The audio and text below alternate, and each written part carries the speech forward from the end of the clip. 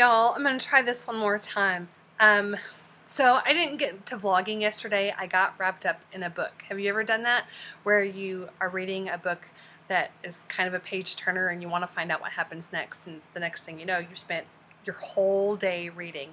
That's what I did yesterday. In fact, I have a little bit of a crick in my neck from, kind of being lazy and reading all day long. By the time I was done with the book, it was 11:45 at night, and I was looking rough, and I was tired, and I was not about to start trying to vlog and then edit and upload and all that other kind of stuff. I just sort of skipped it yesterday. My apologies. There are two things that I want to talk about today. Number one, today, well, sort of recently, but we kind of fully buried the hatchet today. I have some friends, longtime friends for the last 9 years or so, that things kind of got crossways between us almost a year ago over something stupid, and things were getting heated, and I just sort of cut them out. I shouldn't have done that, but I did, and things have been tense. My husband was still friends with them, and I just sort of cut them out. Things were kind of a little uncomfortable, and things were tense, and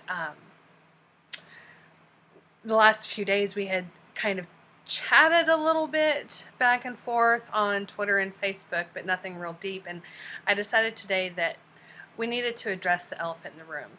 I cut them out over something stupid. I'm not going to get into what it was, but it was stupid. Trust me on that. It felt important at the time, and it really wasn't. Never was. It just felt like it at the time, and I cut them out before things got really ugly. It was not in an intention of being mean or whatever. It was an intention of, this is getting heated, and so I'm going to just completely bow out. And then someone else, another one, sort of said something around the same time. I don't know if it was directed towards me or not. It was sort of vague booking. It was on Facebook, and I took it as they were saying something about me, and they really weren't. Maybe they weren't. I don't know. It's been so long, I don't think any of us can remember. But anyway, I cut them out.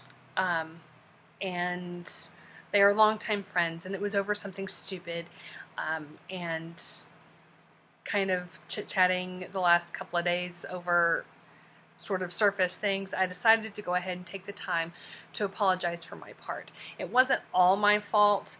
All I can do is take ownership of my behavior and my mistakes, and apologize for cutting them out over something stupid. Anyway,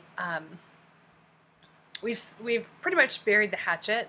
I don't know exactly where to go from here. Sometimes when you stop all communication for nearly a year, that does some damage to a relationship, and I'm hoping that we can try to rebuild a friendship, because they do mean a lot to me.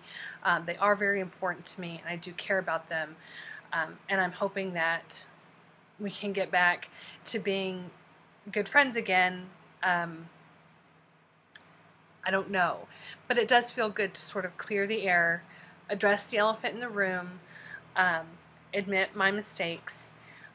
They apologized for their part, for anything they did as well, and I think we're pretty good now, and time will tell if we can kind of move past a misunderstanding and mistakes and things that were said and done in an emotional state.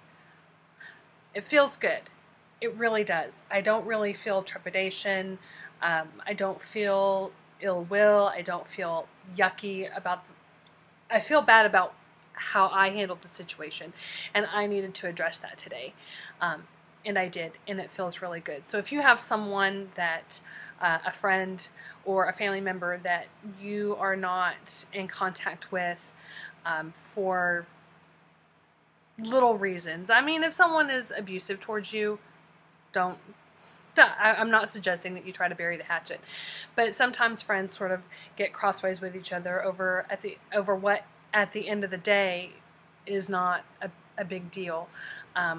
So put your pride and your ego aside.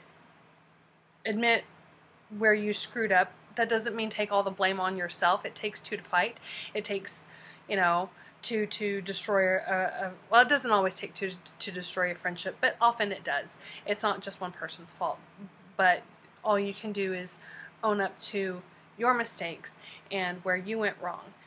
I would highly suggest that you do that because it feels really good, and I hope that maybe at the end of the day, maybe a year from now, these people and I can be stronger friends than where we were before. So if you're watching, you know who I'm talking about. You know I'm talking about you, and I love you and I care about you both, and Trey loves and cares about you too, and I hope that we can kind of come back together, put differences aside, let it be water under the bridge, and be one big happy adopted family again. At some point. You guys are always welcome over at my house. I'm not using their names because I don't have permission, number one, and number two, it's really not anybody else's business. So anyway, that feels good. That was a good way to get over the kind of crappy morning that I had this morning. The HVAC guy came to fix the upstairs air conditioner, and we found out there's a leak in the Freon. We're completely out of Freon, and it's going to cost like $600 to fill it all the way back up, not including him going through and trying to find the leak. And we just fixed the downstairs air conditioner for $500-600, and so that was not a good start to my day. But burying the hatchet with a good friend of mine kind of put a spring back in my step. I have to kind of cut this short. I'm not going to be able to edit it before I have to go. I have to take my daughter to work. Anyway, number two, the most important. So, when I first started this a few days ago, I was talking about wah, I am having a hard time losing weight, and I don't know what I'm going to do, and somebody help me, and blah, blah, blah, blah, blah. And I've been thinking about that for the last few days, and I've decided it's up to me. It's not up to anybody else. It's not going to have... My success is my success, and no one else can help me get healthy and get where I would like to be but me. Encouragement and support is great, but if I don't actually do it myself, it's not going to happen. So this is what I'm doing, and you are welcome to join me. For the next 80 days, which the end of 80 days from now, I believe, is September 12th. For the next 80 days, I am going to do everything that I can do. I'm going to focus on getting healthy, doing what I know needs to be done, putting down the junk food. I am a junk food junkie, obviously. Nobody looks like this eating fruits and vegetables all the time. You look like this when you eat out a lot and you have a bunch of crap in your house. That's what happens.